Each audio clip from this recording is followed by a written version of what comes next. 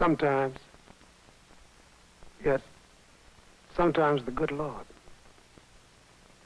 I say sometimes the good Lord accepts his own perfection and closes his eyes and goes ahead and takes his own good time. And he makes himself a man. Yes. And sometimes that man gets hold of the idea of what it is possible for him to do. And that man lets that idea guide him as he grows and struggles and stumbles and sorrows until finally he comes into his own God-given shape and achieves his own individual and lonely place in this world. It doesn't happen very often. Oh, no. But when it does, then even the stones will cry out in witness to his vision, and the hills and towers will echo his words and deeds, and his examples will live in the hearts of men forever. The Master doesn't make many like that, because that kind of man is dangerous to the sloppy ways of the world. That kind of man loves truth even more than he loves his life, or his wife, or his children. Because he's been designated and set aside to do the hard tasks that have to be done. That kind of man will do what he sees as justice, even if the earth yawns and swallows him down. And even then, his deeds will persist in the land forever. So you look at him. You look at him a while. And be thankful that the Lord let such a man touch our lives. Even if it were for only a little while.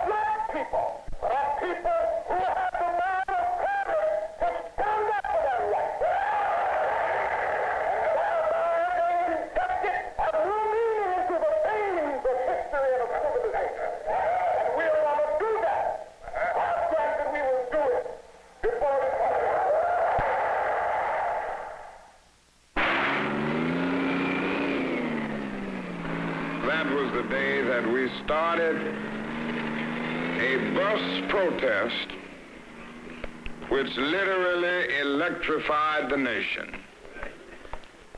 And that was the day when we decided that we were not going to take segregated buses any longer.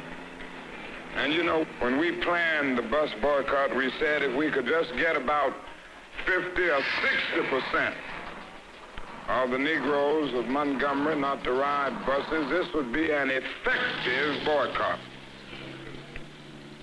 I think that whole day we found 8 Negroes on the bus. And from that day on, that boycott was more than 99 9/10% effective.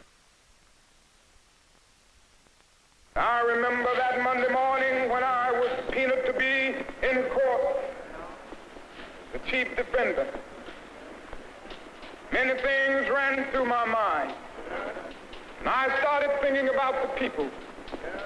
All day long trying to think of something to say to the people. Finally, I tried to talk. My words were fumbling a bit. Let us fight passionately and unrelentingly for the goals of justice and freedom. Let's be sure that our hands are clean in the struggle. Let us never fight with falsehood and violence and hate and malice, but always fight with love, so that when the day comes that the walls of segregation have completely crumbled in Montgomery, we will be able to live with people as our brothers and sisters.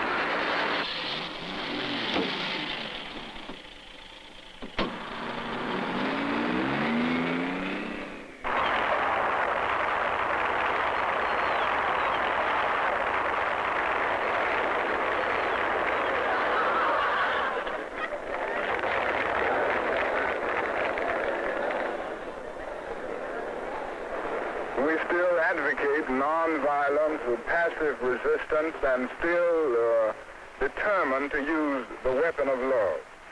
We are still insisting emphatically that violence is self-defeating, that he who lives by the sword will perish by the sword. I say to you, my friends, rise up and know that as you struggle for justice, you do not struggle alone, but God struggles with you. Freedom is never given to anybody, for the oppressor has you in domination because he plans to keep you there, and he never voluntarily gives it up. That is where the strong resistance comes. We've got to keep on keeping on in order to gain freedom. It is not done voluntarily. It is done through the pressure that comes about from people who are oppressed. Privileged classes never give up their privileges without strong resistance. They want to throw white children and colored children into the melting pot of integration, out of which will come a conglomerated, mulatto, mongrel class of people. All races will be destroyed in such a movement. I, for one, under God, will die before I'll yield 1 inch to that kind of a movement.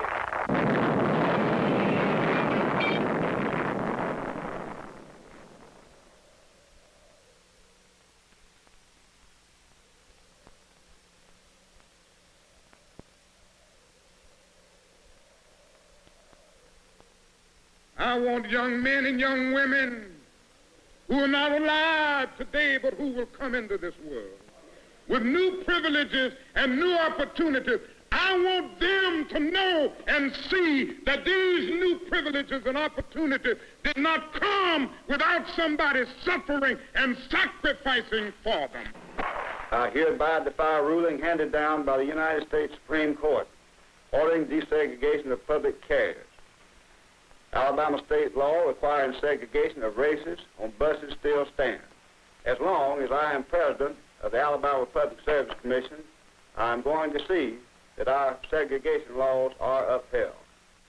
I have this day issued orders to the chief of police and the police department to continue to make arrests in all violations with reference to the segregation laws. And as long as I am police commissioner of the city of Montgomery, I intend to follow this course. This morning, the long-awaited mandate from the United States Supreme Court concerning bus segregation came to Montgomery. This mandate expresses in terms that are crystal clear that segregation in public transportation is both legally and sociologically invalid.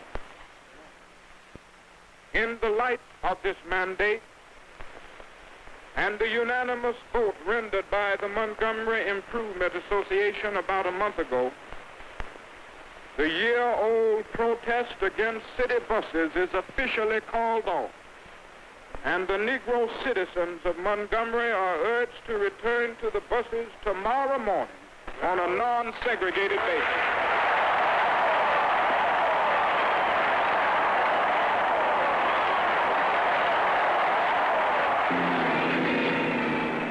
So don't go out thinking that all of the forces in the leadership of the South will eventually work out this thing for Negroes. It's going to work out. It's going to roll in on the wheels of inevitability.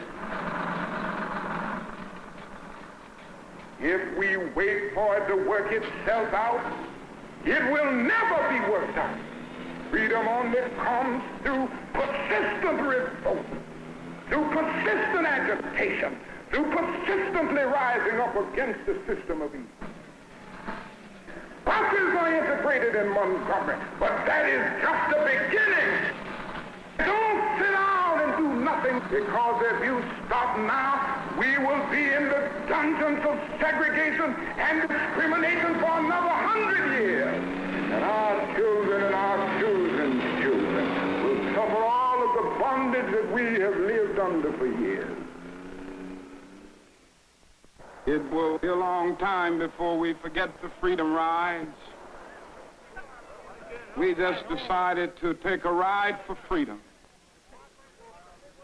As a result of this, we were able to end segregation in interstate travel. What these people are doing is not just traveling through Alabama in interstate commerce or interstate travel.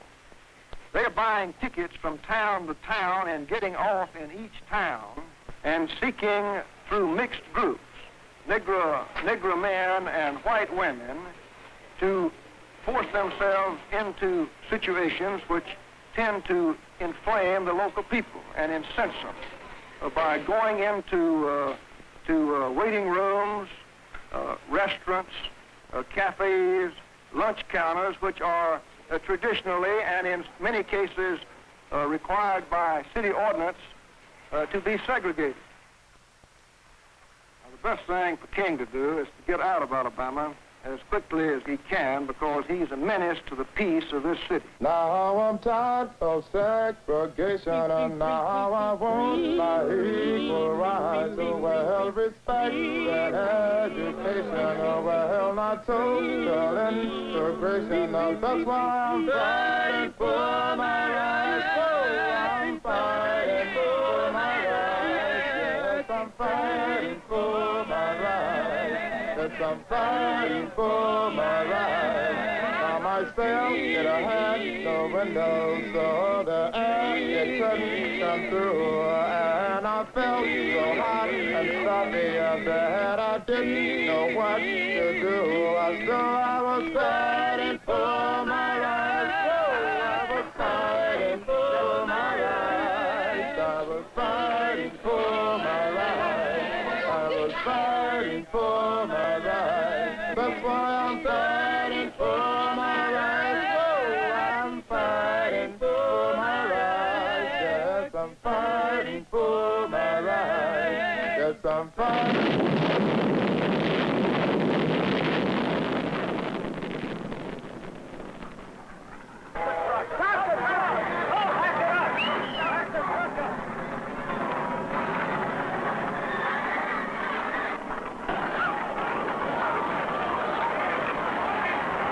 Now, we've had an ugly mob outside. They have injured some of the federal marshals. They burned some automobiles. But we are not giving in for what we are standing for. And maybe it takes something like this for the federal government to see that Alabama is not going to place any limit upon itself. It must be imposed from without.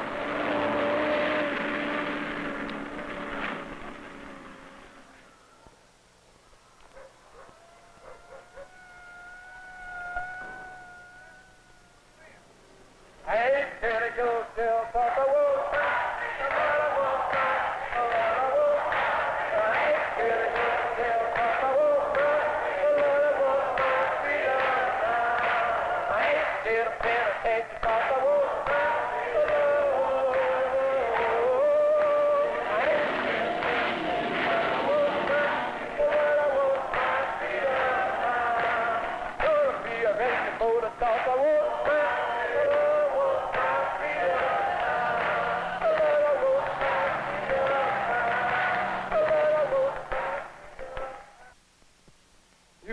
I say don't be afraid, you know what I really mean. Don't even be afraid to die. But I submit to you tonight, no man is free if he fears death. But the minute you conquer the fear of death at that moment, you are free. And you must say somehow, I don't have much money. I don't have much education. I may not be able to read and write, but I have the capacity to die.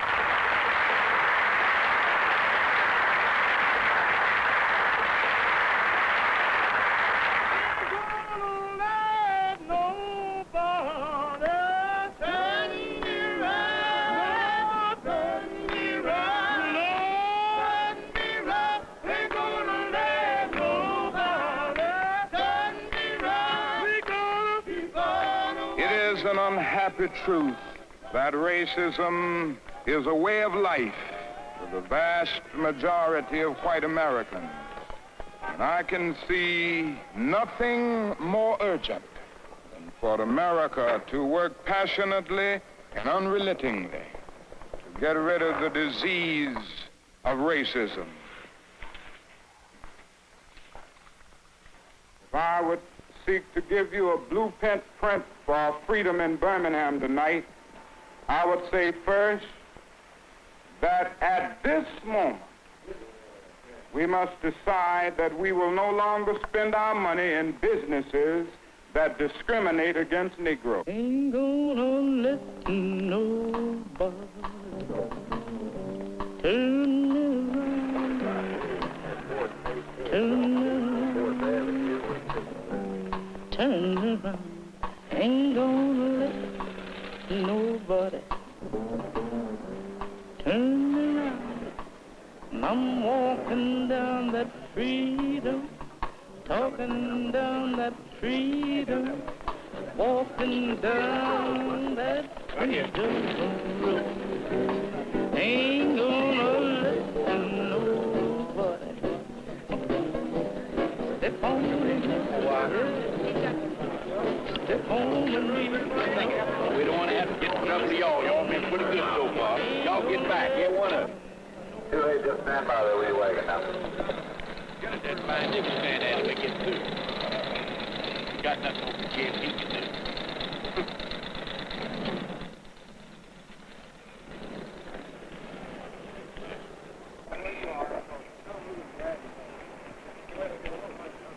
Let's move back.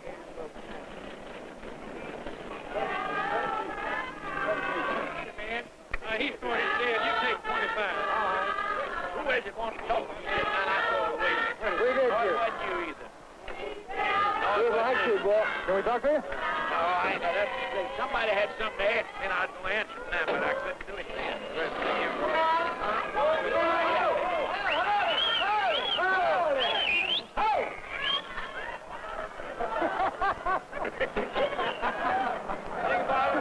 Bring that blind nigga over here. Let's go. Let's move back here.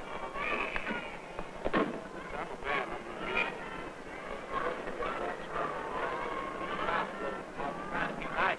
Come down and get in trouble. Nice to get in and don't say that three things like that. Okay, I'm just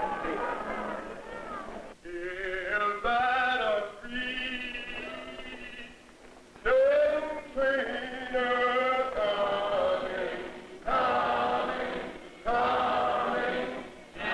coming, coming,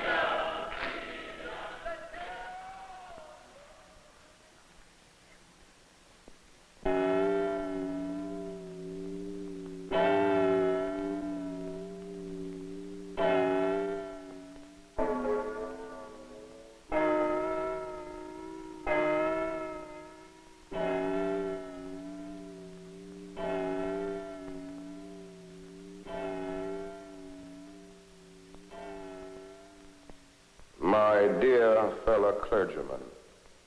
While confined here in the Birmingham City Jail, I came across your recent statement calling my present activities unwise and untimely. Since I feel that you are men of genuine goodwill and that your criticisms are sincerely set forth, I want to try to answer your statement in what I hope will be patient and reasonable terms. You deplore the demonstrations taking place in Birmingham, but your statement, I'm sorry to say, fails to express a similar concern for the conditions that brought about the demonstrations. Birmingham is probably the most thoroughly segregated city in the United States. Its ugly record of brutality is widely known.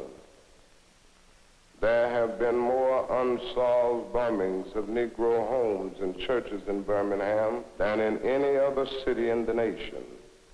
These are the hard, brutal facts of the case. You may well ask, why direct action? Why sit-ins, marches, and so forth? Isn't negotiation a better path?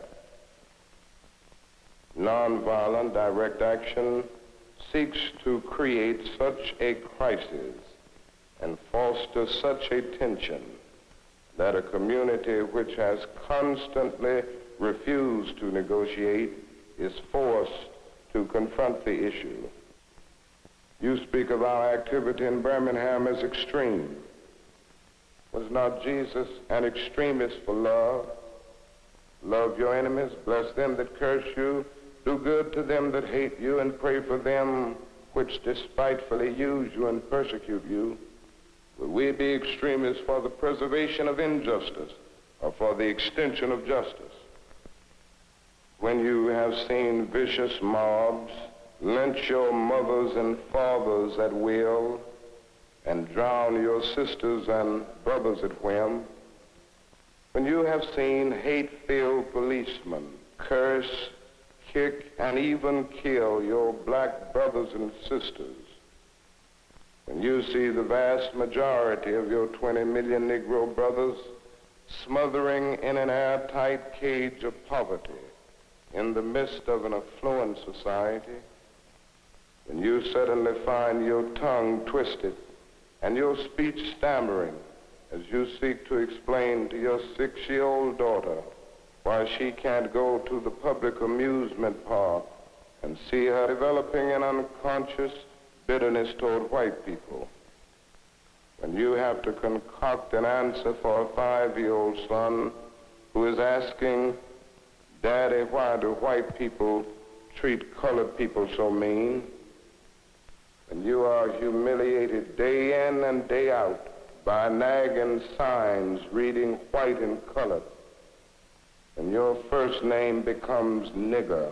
Your middle name becomes boy, however old you are. And your last name becomes John. And your wife and mother are never given the respected title Mrs. And you are harried by day and haunted by night by the fact that you are a Negro, living constantly at tiptoe stands, never quite knowing what to expect next, and are plagued with inner fears and outer resentments. And you are forever fighting a degrading and degenerating sense of nobodiness. Then you will understand why we find it difficult to wait. You assert that our actions, even though peaceful, must be condemned because they precipitate violence. Isn't this like condemning Jesus because his unique God consciousness and never ceasing devotion to God's will precipitated the evil act of crucifixion? I have no despair about the future. I have no fear about the outcome of our struggle in Birmingham, even if our motives are at present misunderstood. We will reach the goal of freedom in Birmingham and all over the nation because the goal of America is freedom, because the sacred heritage of our and the eternal will of the Almighty God are embodied in our echoing demand.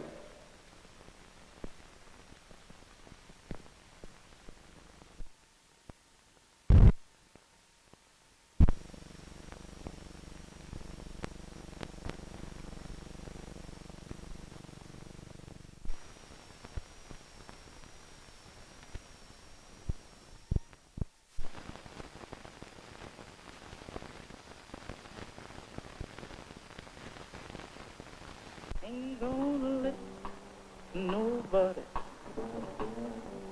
turn me around. And I'm walking down that freedom, talking down that freedom, walking down that freedom road. Ain't gonna let nobody step on me, yeah. Step on me, no, you can't step on me.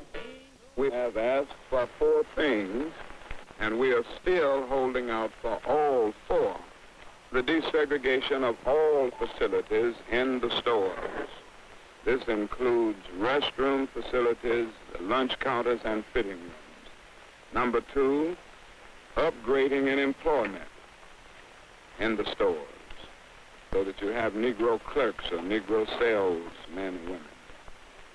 Number 3, the dropping of all of the charges against the persons who have been unjustly arrested for engaging in these peaceful, nonviolent demonstrations on the basis of the First and 14th Amendments of the Constitution.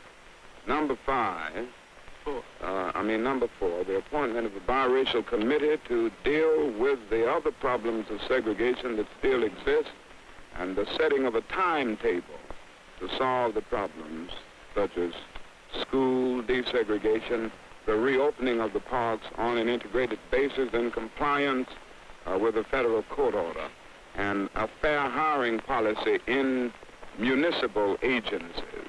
And this would also include Negro policemen. You can never whip these birds if you don't keep you and them separate. You've got to keep the white and the black separate. Let the law enforcement agencies, that's what you got them hired for. And the governor of the state of Alabama handle this thing. Now, George asked me to ask you to do that. Do him one favor. Tell your friends when you leave here between now and Tuesday, don't go up there. Leave it alone. They're going to handle this situation. Just leave it alone. You know, those Kennedys up there in Washington, that little old Bobby Sox and his brother, the president, they'd give anything in the world if we had some trouble here. If we don't have any trouble, we can beat them at your own game.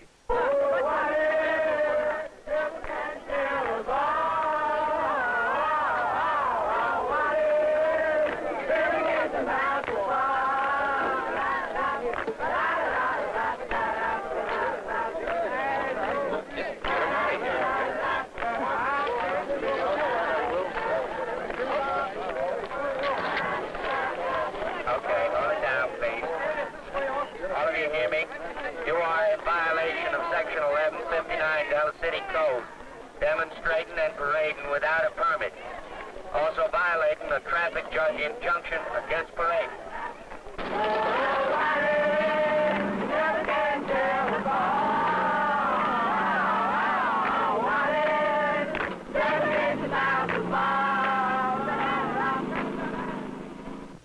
The activities which have taken place in Birmingham over the last few days, to my mind, mark the nonviolent movement coming of age. This is the first time in the history of our struggle that we have been able literally to fill the jails.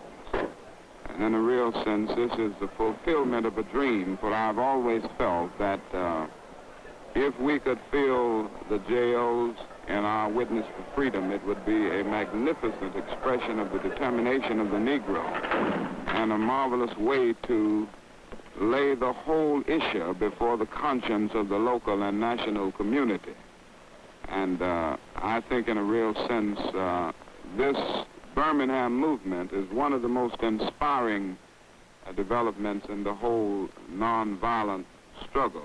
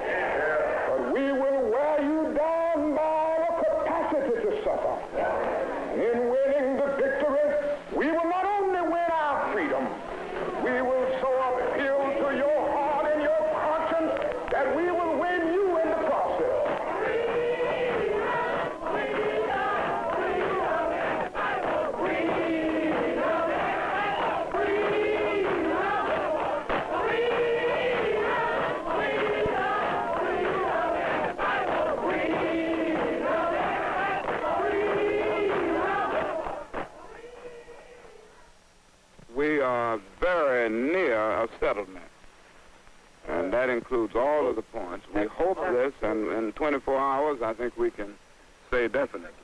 The agreement calls for the desegregation of lunch counters, restrooms, sitting rooms, and drinking fountains in planned stages within the next 90 days. Nothing has so stirred the conscience of this nation as this Birmingham movement. I can think of nothing. And I say that as one who has been in several struggles for freedom over the last few years. But I have never seen people as aroused over any development that we've had. And this is a great victory for justice in Birmingham. We are moving on to Freedom Land.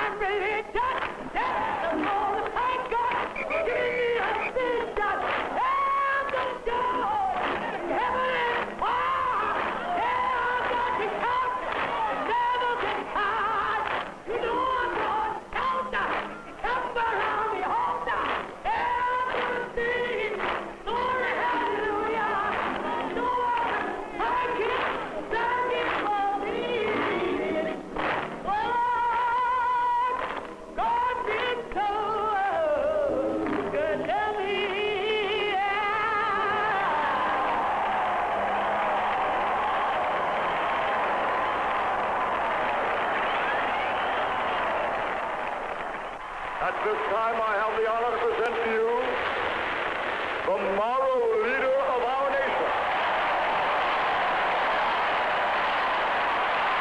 A great, dedicated man.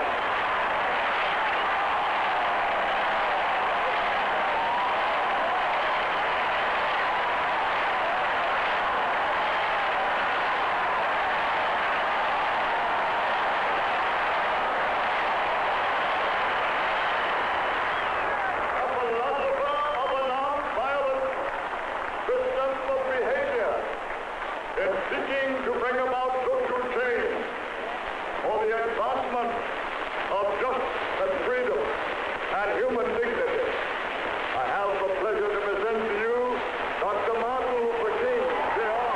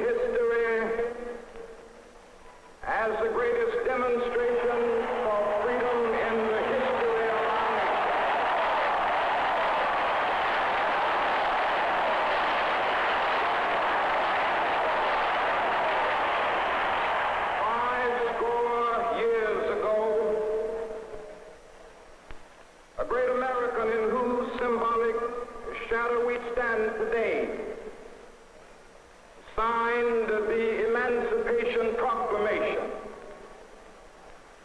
This momentous decree came as a great beacon light of hope for millions of Negro slaves who had been seared in the flames of withering injustice. It came as a joyous daybreak to end the long night of their captivity. But 100 years later, the Negro still is not free.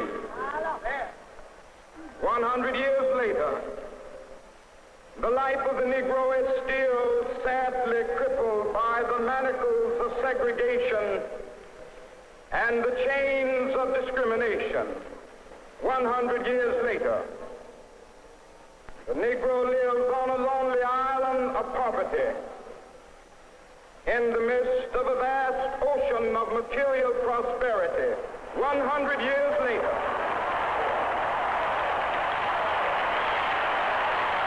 the Negro is still languished in the corners of American society and finds himself in exile in his own land. We have all come to this hallowed spot to remind America of the fierce urgency of now. Now is the time to rise from the dark and desolate valley of segregation to the sunlit path of racial justice. Now is the time.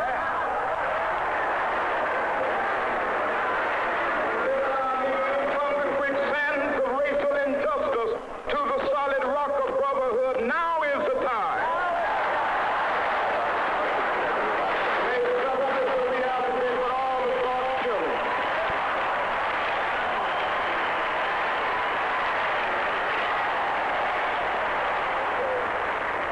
There will be neither rest nor tranquility in America until the Negro is granted his citizenship rights.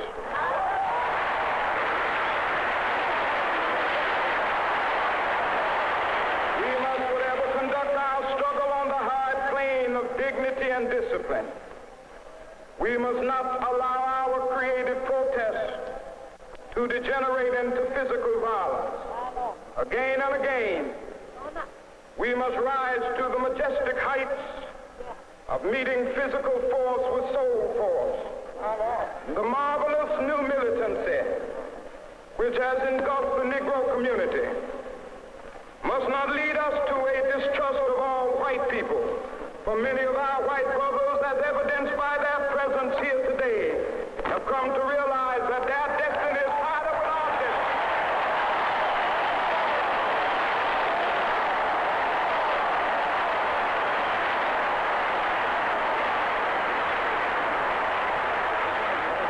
So even though we face the difficulties of today and tomorrow, I still have a dream. Yeah. It is a dream deeply rooted in the American dream. I have a dream that one day Yeah. this nation will rise up and live out the true meaning of its creed. We hold these truths to be self-evident, that all men are created equal. We have a dream that one day on the red hills of Georgia, the sons of former slaves and the sons of former slave owners will they be able to sit down together at the table of brotherhood. I have a dream that one day, even the state of Mississippi, a state sweltering with the heat of injustice, sweltering with the heat of oppression, will be transformed into an oasis of freedom and justice. I have a dream. My poor little children will one day live in a nation where they will not be judged by the color of their skin, but by the content of their character. I have a dream today.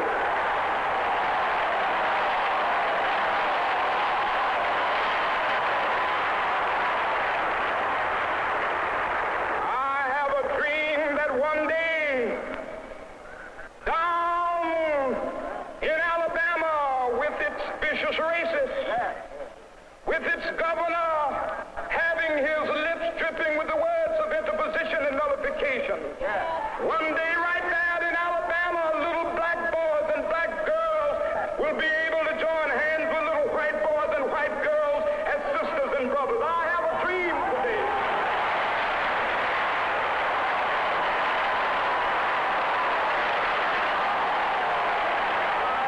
Dream that one day every valley shall be exalted, and every hill and mountain shall be made low, the rough places will be made plain, and the crooked places will be made straight, and the glory of the Lord shall be revealed, and all flesh shall see it together. This is our hope. This is the faith that I go back to the South with. With this faith, we will be able to hew out of the mountain of despair a stone of hope.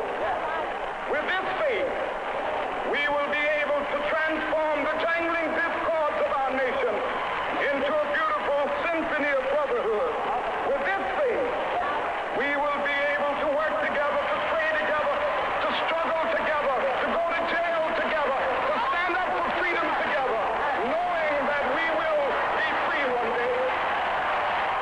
I say to you today, my friend, let freedom ring from the prodigious hilltops of New Hampshire. Let freedom ring from the mighty mountains of New York. Let freedom ring from the heightening Alleghenies of Pennsylvania. Let freedom ring from the snow-capped Rockies of Colorado. Let freedom ring from the curvaceous slopes of California.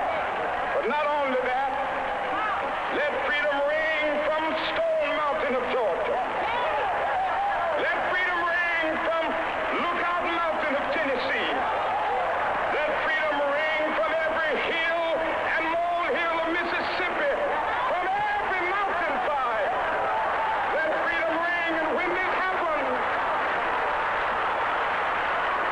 when we allow freedom ring, when we let it ring from every village and every hamlet, from every state and every city, we will be able to speed up that day when all of God's children, black men and white men, Jews and Gentiles, Protestants and Catholics, will be able to join hands and sing in the words of the old Negro spiritual, free at last, free at last, thank God Almighty, we are free at last.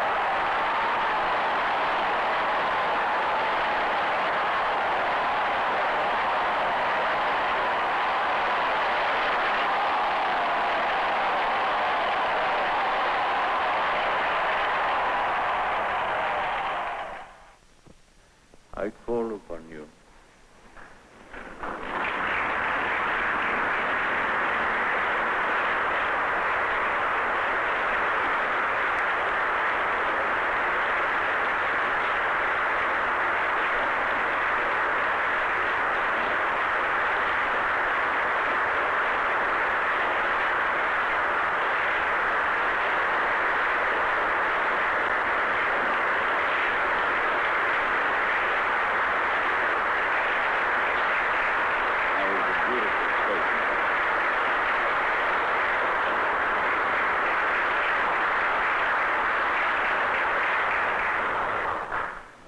have the great honor on behalf of the Nobel Committee to hand over to you the insignia of the Nobel Peace Prize, the diploma, and the gold medal.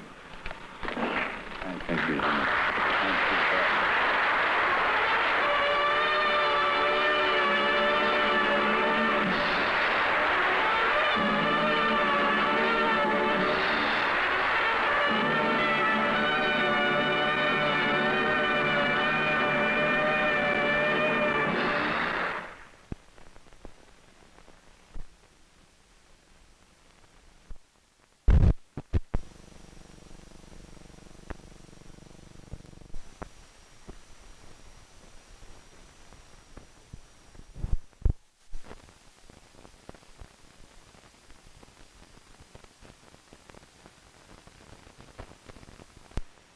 As you know, we are assembled here today to reaffirm our determination to gain the right to vote in Selma, in Dallas County, and all over the state of Alabama. We are getting ready to move to the courthouse, and we're all going together today. We're going to walk together.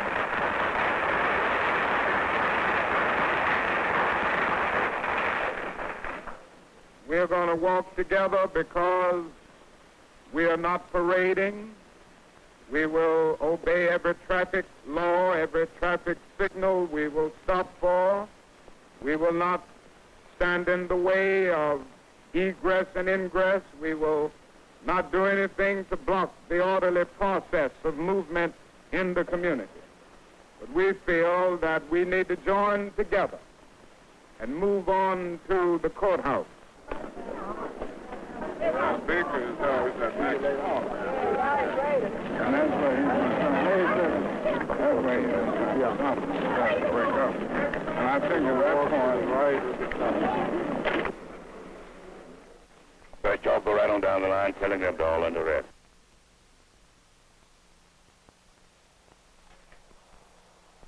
Eternal God, our Father, we thank Thee for this marvelous witness. We do pray that Thou will give us strength to do that which is right and that which is pleasing in Thy sight. Each and every one in this line is under arrest for parading without a permit.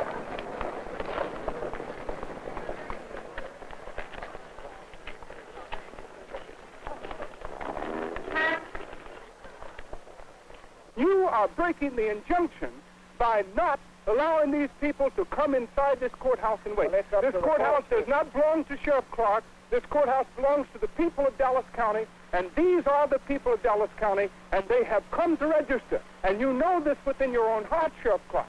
You're not as evil a man as you act. You know in your heart what is right. You just refuse to do it because you want these people behind you. And as sheriff of this county, if you're deeply concerned, you will go call the registrar rather than keep people from standing inside. What you're really trying to do is intimidate these people, and by making them stand in the raid, keep them from registering to vote. And this is a kind of violation of the Constitution, the violation of the court order, the violation of decent citizenship. You can turn your back on me, but you cannot turn your back upon the idea of justice. You can turn your back now and you can keep the club in your hand, but you cannot beat down justice.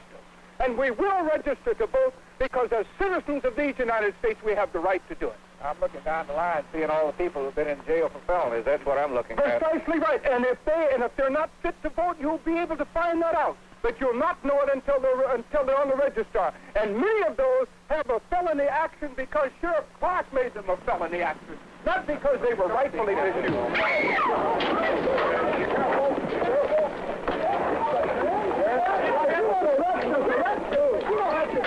No, you don't have to beat us. Get out of here. You don't have to beat us. Arrest us. Get out, man. Arrest us if we're wrong. Don't beat us. If we're wrong, arrest us, but don't beat us. Stand up. Clear out of here. It's no longer right here. Now, to the gospel. This is wrong on the sidewalk. You're wrong, arrest us. Arrest us if you're wrong. Don't push us away. Arrest us if you're wrong. I have the privilege to vote. You beat me in the side and then hide your blow. Go. No, I don't need to leave. We've come to register to vote. You beat us to refuse to register. What kind of people are you? If we're wrong,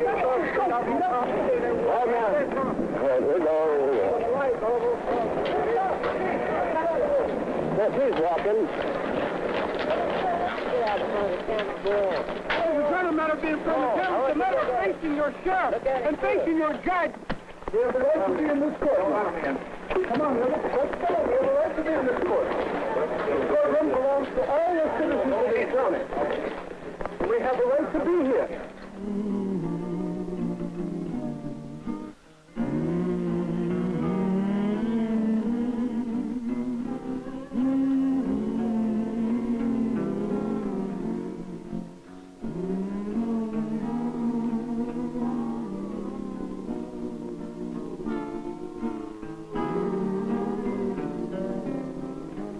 This march intends to keep off the highway. We will be marching on the shoulder of the road and will not in any way be interfering with the pursuit of traffic. And we urge you to be careful to make sure that you don't get on the highway in any way.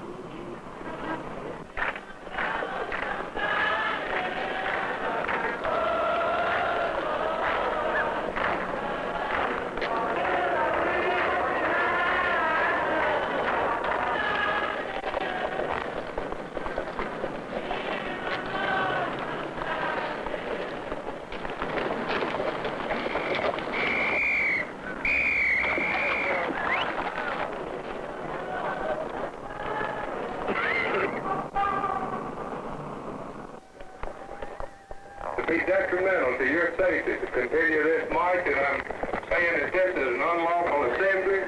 You are to disperse. You are ordered to disperse, go home, or go to your church. This march will not continue. Troopers here advance toward the group. See that they disperse.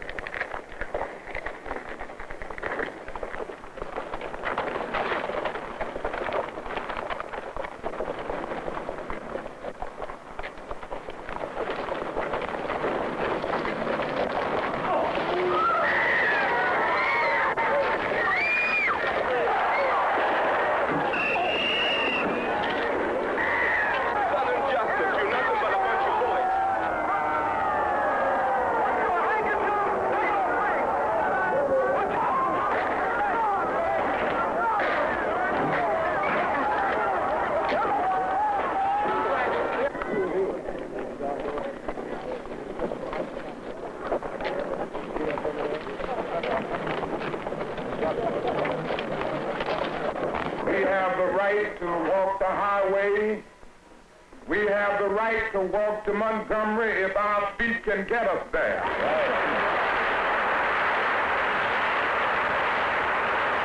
We must let the nation know, and we must let the world know, that it is necessary to protest this threefold evil.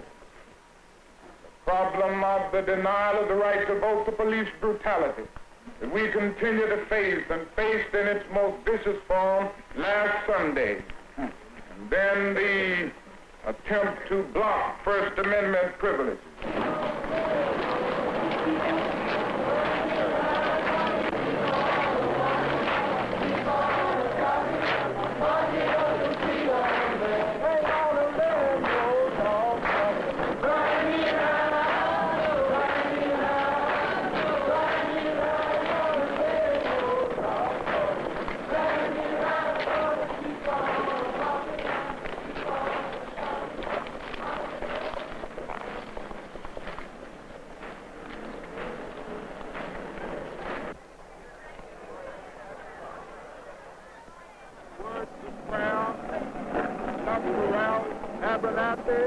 Let us bow in prayer. And straight and black and white people will live together right here in Alabama and in the black belt as brothers. Yes, and the lion will lie down with the lamb, the calf and the fatler together. Until that day comes, keep us restless and dissatisfied. Keep us working and walking and fighting for freedom.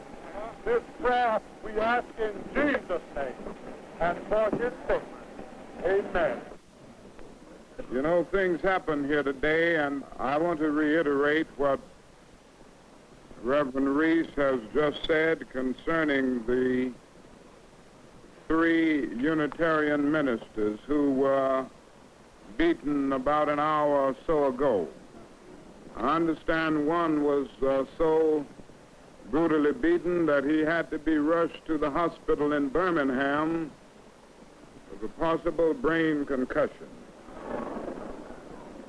I wish for a moment that we would bow in a word of silent prayer for these brothers who came here to be with us today and who marched with us across the Alabama River, who marched to witness for freedom and to witness for their own personal dedication to the cause of justice. Will we pause in prayer and ask for God's guidance and ask that he will cast his long arm of protection around these our brothers.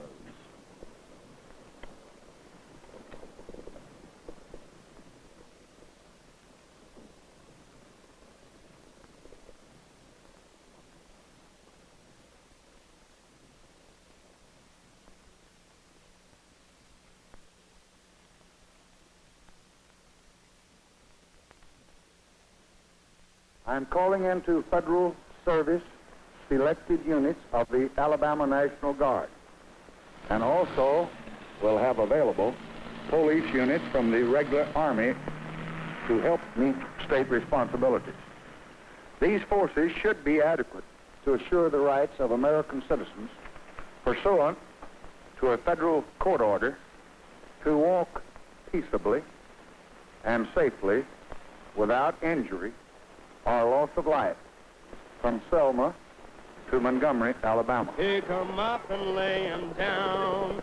Right, right. Pick 'em up and lay 'em down. Right, right. Pick 'em up and lay 'em down. Right, right. All the way from Selma town. Right, right. Oh, the mud sure was deep. Right, right. Oh, the hill sure was steep. Right, Lord, I didn't get much sleep. Right, that's why we're moving in a creep. Right, right. We made some level ground. Right, right. Now we're moving on down. Right, right. Did the rain come down? Right, right. Lord, I thought I would have drowned. Right, right. But I thought of Sheriff Jim. Right, right. Lord, I thought of Sheriff Jim. Well, that's good. Right. Come on, put it there. This rebel flag on here. Run the big next nigga home.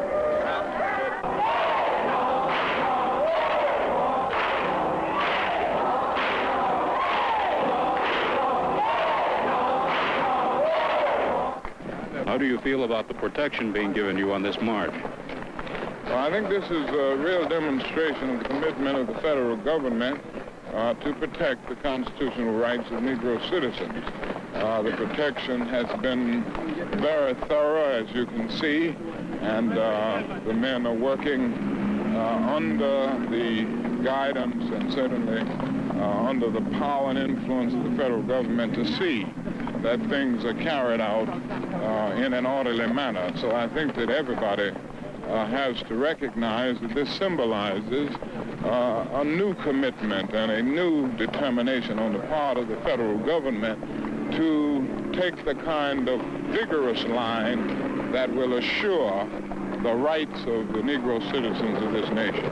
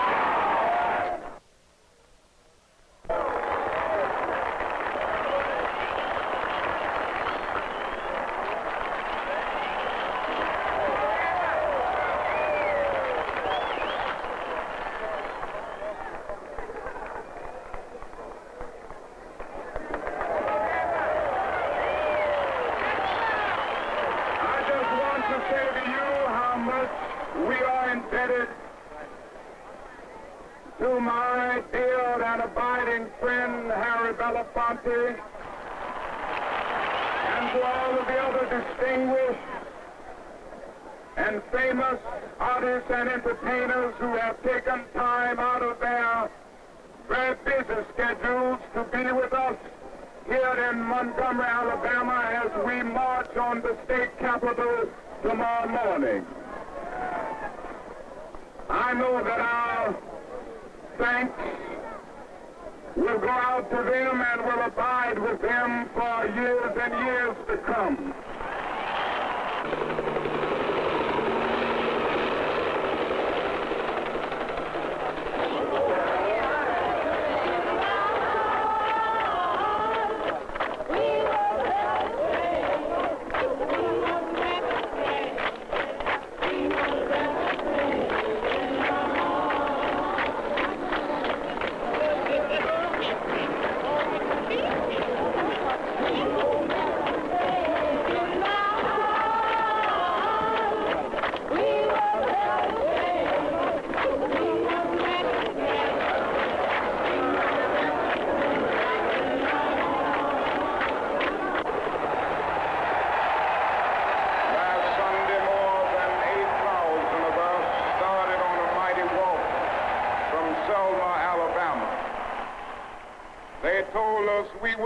Here. There were those who said that we would get here only over their dead bodies. Well, all the world today knows that we are here and we are standing before the forces of power in the state of Alabama saying we ain't gonna let nobody turn us around.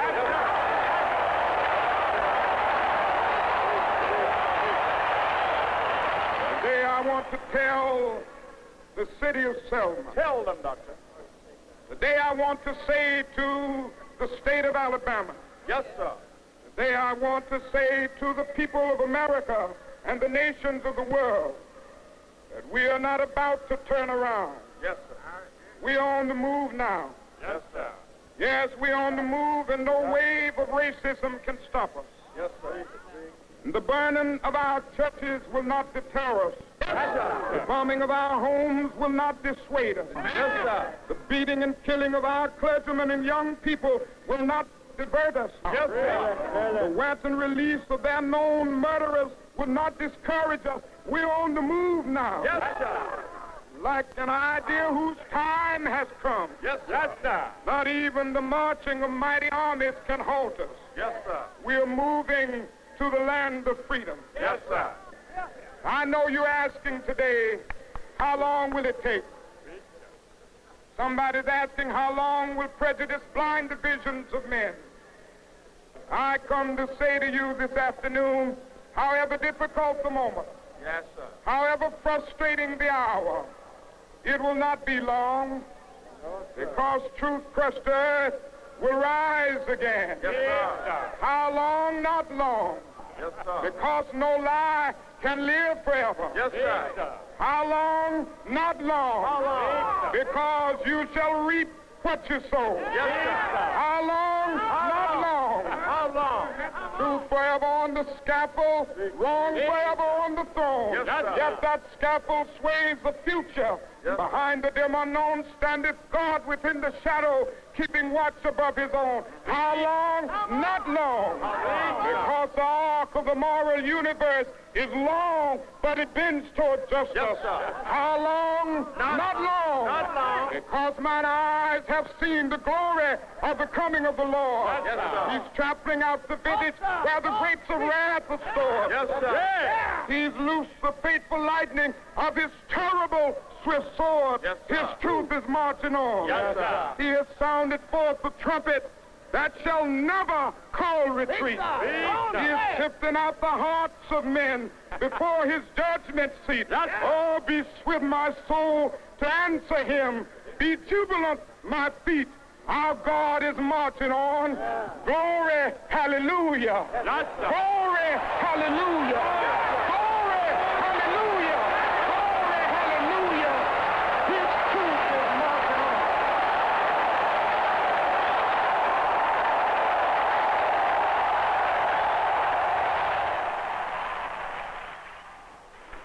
is a triumph for freedom as huge as any victory that's ever been won on any battlefield. This law covers many pages, but the heart of the act is plain. Wherever, by clear and objective standards, states and counties are using regulations or laws or tests to deny the right to vote, then they will be struck down. If it is clear that state officials still intend to discriminate, then federal examiners will be sent in to register all eligible voters. This good Congress, the 89th Congress, acted swiftly in passing this act. And I intend to act with equal dispatch in enforcing this act.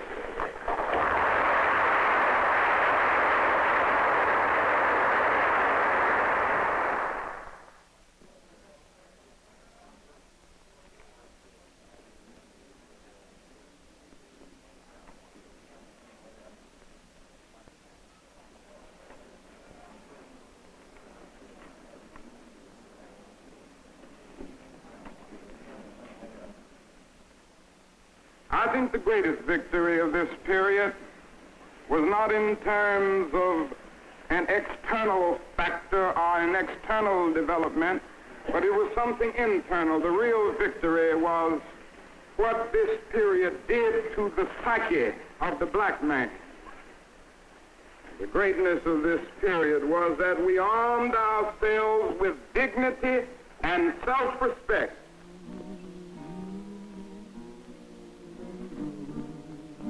Greatness of this period was that we straightened our backs up. And a man can't ride your back unless it's bent.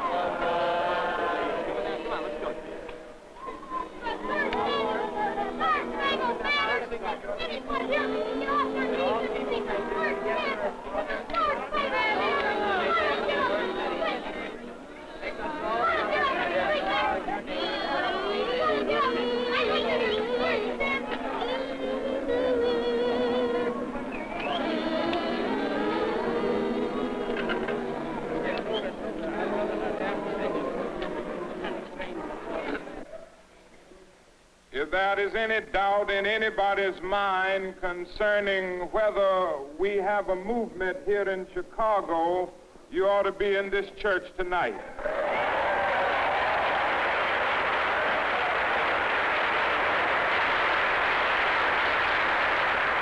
We have some challenging days ahead, some great and noble opportunities to make this beautiful city that sits on the banks of Lake Michigan, the beautiful city of brotherhood that it is called to be.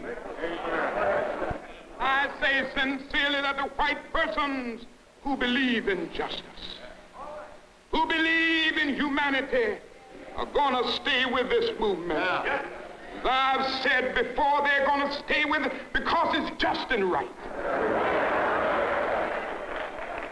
My Jewish brothers and sisters said to me amid anti-Semitism anywhere, We don't need your support. We have enough Jewish power to deal with this problem ourselves. I would still take a stand against anti-Semitism because it's wrong, it's unjust, and it's evil. If my Catholic brothers and sisters said to me, amid bigotry toward Catholics, we don't need your support in this because we have enough Catholic power to deal with it, I would still take a stand against bigotry toward Catholics because it is wrong, it is evil, and it is unjust.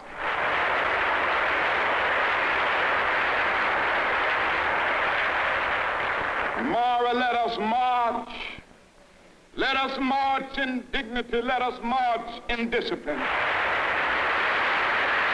So don't despair. Don't give up. But in one great outpouring with the gentle sighings and the glad thunders of the ages, all of us can begin to sing, glory, hallelujah, glory, hallelujah, glory, hallelujah. Our God is marching on.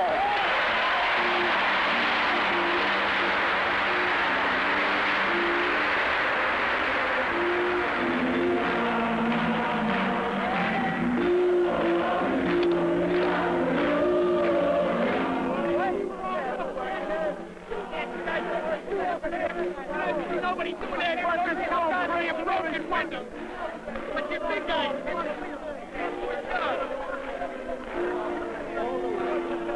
Let's get a job of your guys.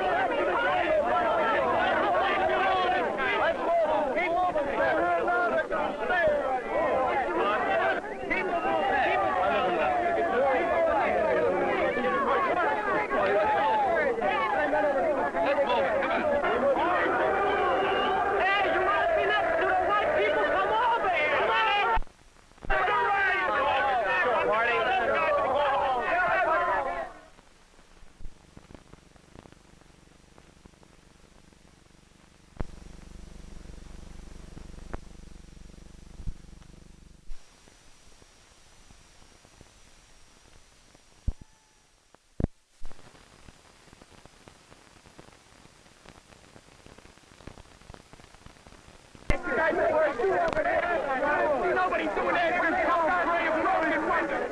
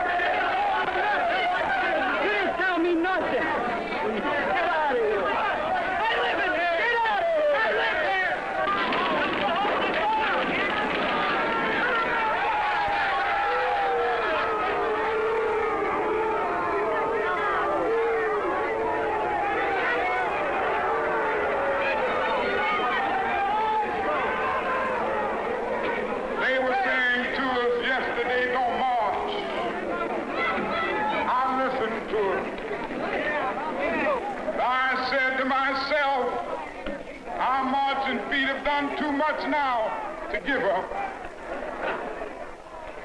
You want us to stop marching, make justice a reality. I don't mind saying to Chicago or to anybody, I'm tired of marching. Tired of marching for something that should have been mine at birth.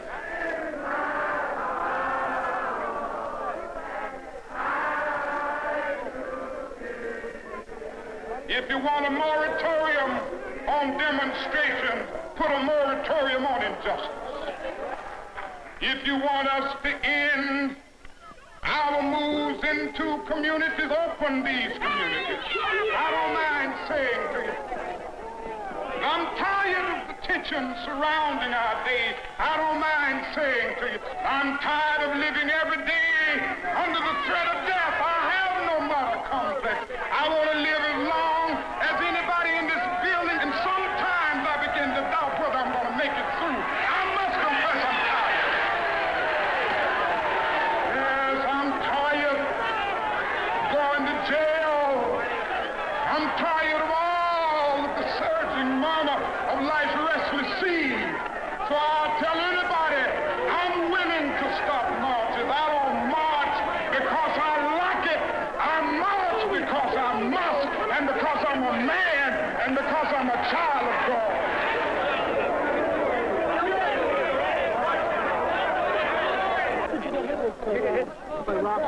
been hit so many times, I'm immune to it.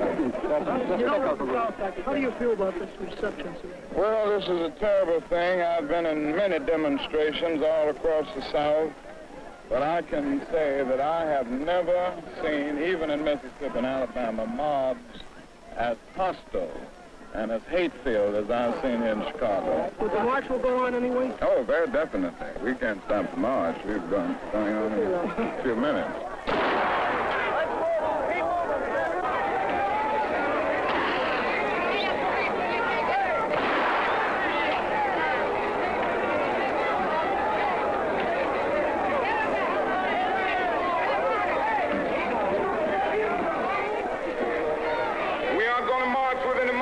Cocktails, that isn't our movement.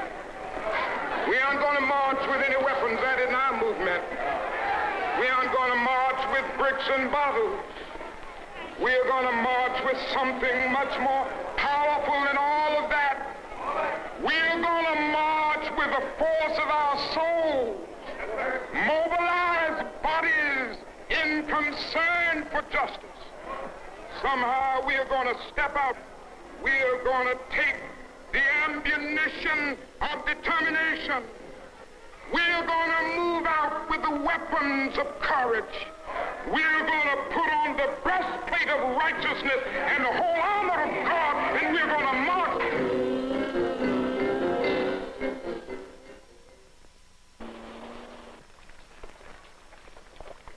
1,300 sanitation workers on strike, and Memphis is not being fair to them. The issue is the refusal of Memphis to be fair and honest in its dealings with its public servants who happen to be sanitation workers. Now, we've got to keep attention on that. We've got to march again in order to put the issue where it is supposed to be. Force everybody to see that there are 1,300 of God's children here suffering, sometimes going hungry, going through dark and dreary nights, wondering how this thing is going to come out. That's the issue. We've got to say to the nation, we know how it's coming out. But when people get caught up with that which is right and they are willing to sacrifice for it, there is no stopping point short of victory. We have this illegal, unconstitutional injunction. All we say to America is be true to what you said on paper.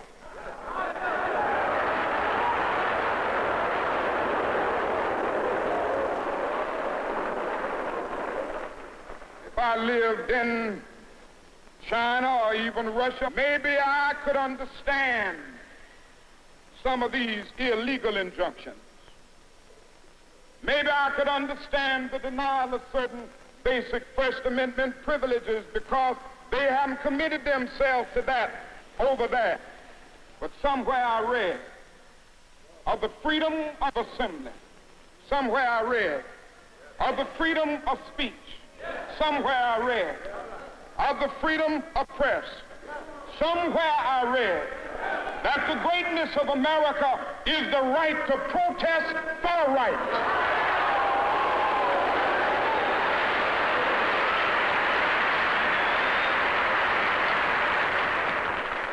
And so just as I say we aren't going to let any dogs or water hoses turn us around, we aren't going to let any injunction turn us around.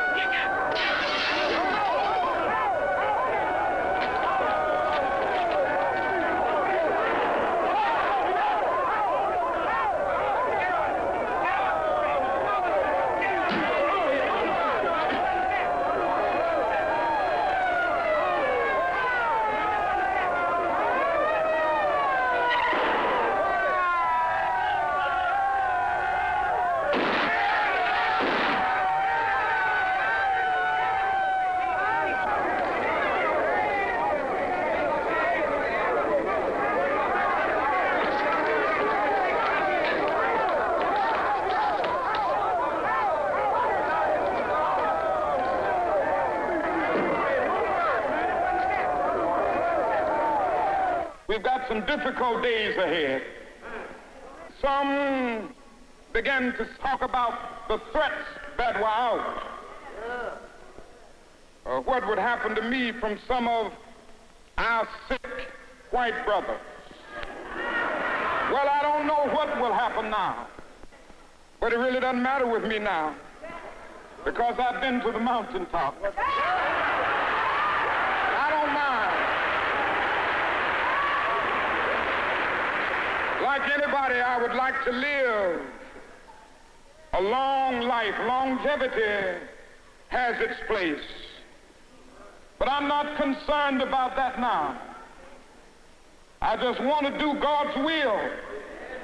Yeah. And He's allowed me to go up to the mountain. And I've looked over. And I've seen the promised land.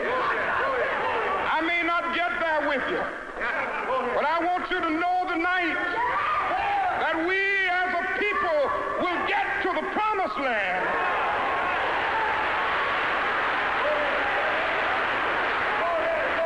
So I'm happy tonight. I'm not worried about anything. I'm not fearing any man. Mine eyes have seen the glory of the coming of the Lord.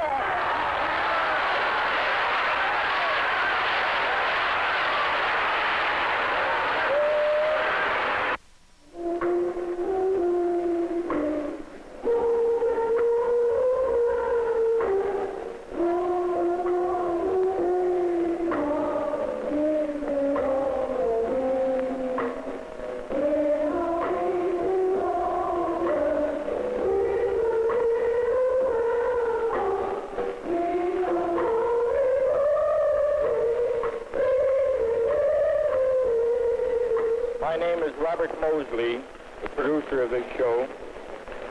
At 7:10 this evening, Martin Luther King was shot in Tennessee. This was to be a gala occasion for a little Negro college from Mississippi appearing in Carnegie Hall with the great Duke Ellington. Martin Luther King, 20 minutes ago, died.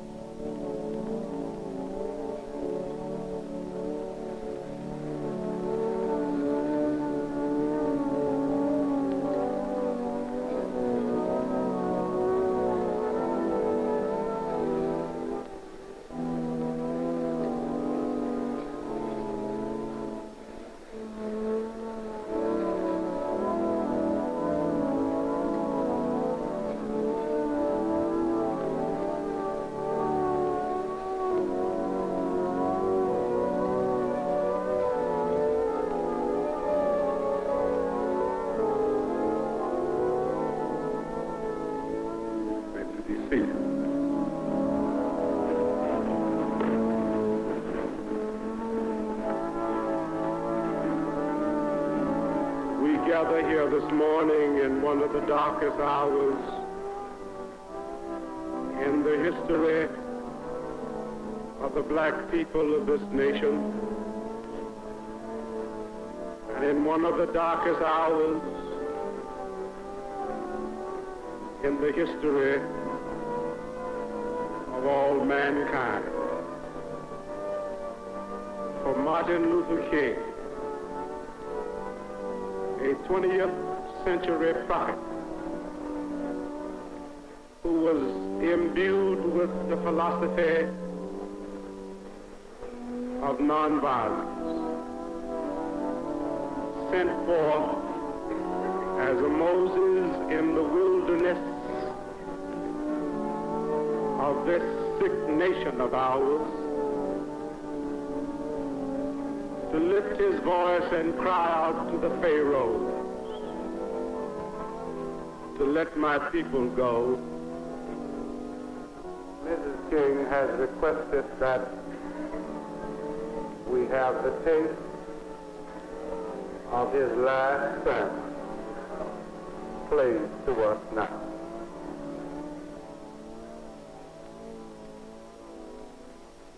Any of you around when I have to meet my day? I don't want a long speech. to deliver the eulogy, tell them not to talk. Every now and then I wonder what I want them to say. Tell them not to mention that I have a Nobel Peace Prize. That isn't important. Tell them not to mention that I have 300 or 400 other awards. That's not important. Tell them not to mention where I went to school. I'd like somebody to mention that day that Martin Luther King Jr. tried to give his life serving others. I'd like for somebody to say that day that Martin Luther King Jr. tried to love somebody. I want you to say that day that I tried to be right on the walkway. I want you to be able to say that day that I did try to feed the hungry. I want you to be able to say that day that I did try in my life to clothe those who were naked. I want you to say on that day that I did try in my life to visit those who were in prison. I want you to say that I tried to love and serve humanity. Yes, if you want to say that I was a drum major, say that I was a drum major for justice. Say that I was a drum major for peace. I was a drum major for righteousness. And all of the other shallow things will not matter. I won't have any money to leave behind. I won't have the fine and luxurious things of life to leave behind. But I just want to leave a committed life behind. And that's all I want to say. If I can help somebody as I pass along, if I can cheer somebody with a word song, if I can show somebody he's traveling wrong, then my living will not be in vain. If I can do my duty as a Christian, or if I can bring salvation to a world once lost, if I can spread the message as the Master taught, then my living will not be in vain.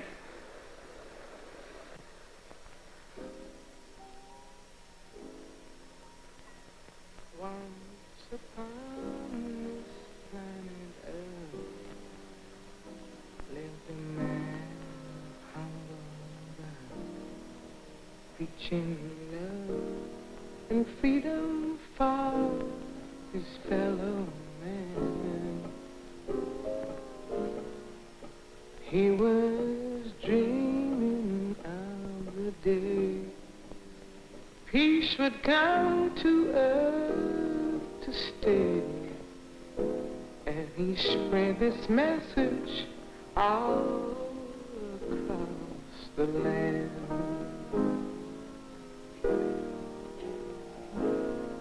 Turn the other cheek, he'd plead. Love thy neighbor was his creed. Pain, humiliation, death, he did not dread. With his Bible at his side,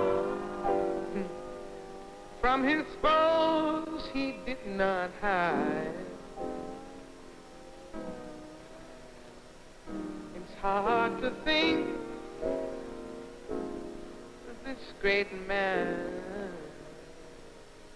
is dead. Oh yeah.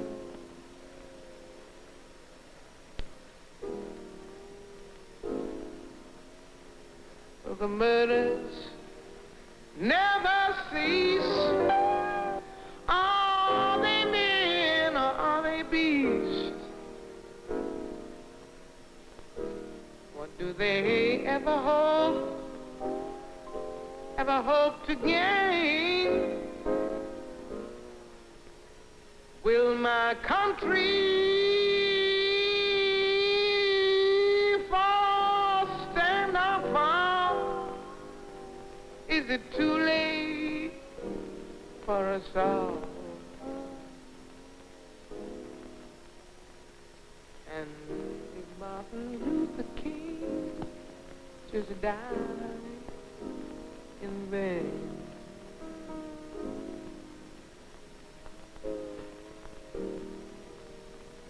was he seen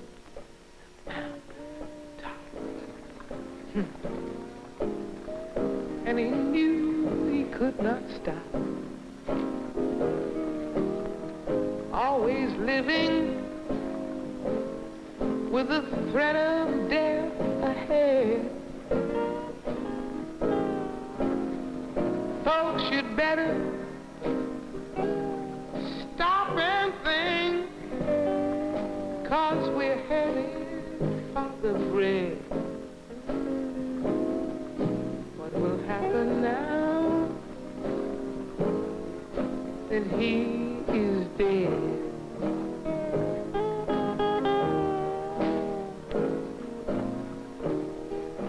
He was for equality for all people, you and me, full of love and goodwill. Hate was not his way. He was not a violent man. Tell me, folks, if you can, just why was he shot down the other day? I'm gonna say he'd seen the mountain top, and he knew he could not stop. Always living with a threat of death ahead. Folks, you'd better stop and think and feel again. How we're headed for the brink. What's gonna happen now that the King of Love